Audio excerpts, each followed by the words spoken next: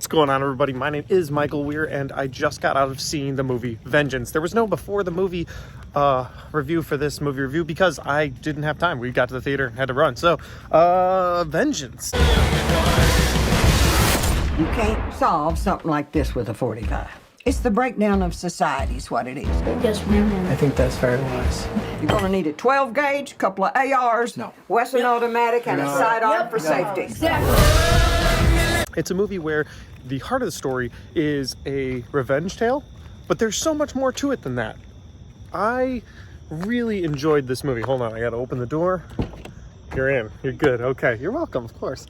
All right, guys, so let's talk about Vengeance, starring BJ Novak, Ryan from The Office. Again, the movie is about vengeance because a girl dies, and the brother of that girl calls BJ Novak's cell phone, and he's like, hey, I know you were her boyfriend. I know you were everything to her.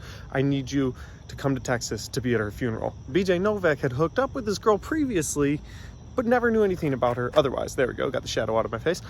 He hooked up with this girl previously, but never really talked to her again, and had her in his phone as Texas. Like, he's been with a lot of girls, so he was like, no, I'm not gonna go out there. One thing leads to another. He ends up at the funeral, and after the funeral, the brother is trying to convince him to go get vengeance with him on whoever did this, because he said it couldn't have been a drug overdose, it had to be something more. Well, BJ Novak happens to be a writer and wants to get a story about how grieving people sort of perceive things differently than the rest of us, and of course she OD'd, but it'll be a good story or a good podcast. So he goes along this journey thinking it's just going to be a story, and it becomes so much more than that. That's the synopsis I can give you for this movie. That's basically what you'll see in the trailer, and I loved this movie. With the synopsis out of the way, let's get into my likes and dislikes. First thing I liked about this movie is the setting. Like, it's all set in Texas, and what I mean by that is you've got these people with different points of view in Texas, and then you got people in New York with the right point of view, and that's kind of what the movie's all about too, is people's perspectives on life and death, even all the way down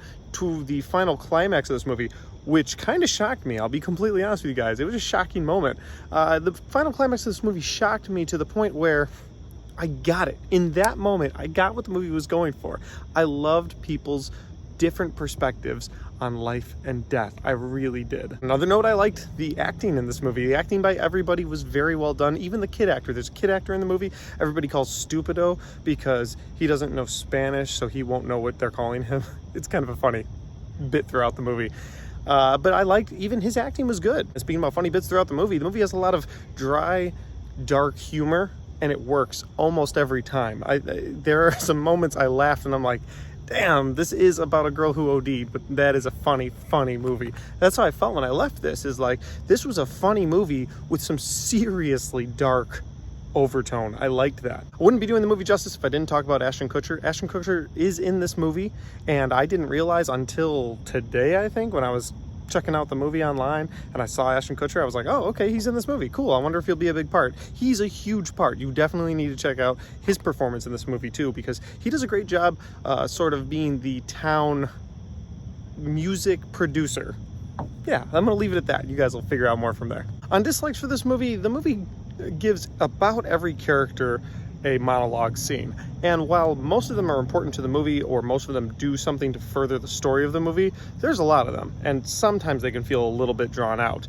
BJ Novak's character, of course, has a lot of them, but he's gonna have a lot of them because he's the main star. So I say a dislike for the movie just because there's a lot. I'm sure on repeat viewings, I'm gonna be like, okay, we got to get through this monologue to get the next scene. There's a lot of characters with monologue, but I guess going with that, each character needs to have one because the majority of the characters in this movie are grieving. I guess what I'm trying to say overall, guys, is that I really enjoyed this movie. I thought it was a great revenge story, but also a story about figuring out who you are and how you want to perceive life and death. That's the best way I can put it. Guys, Vengeance is not a 10 out of 10 for me, but it is really close to that. I had a really fun time with this movie, and as we were walking out of the theater, I looked at my wife and said, I think I need to see this in the theater again, because I really do. I think I need to just go see this movie again, Vengeance. I recommend that you go check it out. And that's my movie review. If you like this review, hit the like button. If you want to share this review with your friends, make sure you do that by hitting the share button. If you've seen Vengeance and you want to put your thoughts and your comments in the comment section down below, go ahead and do that, because I'd love to talk to you guys about this movie.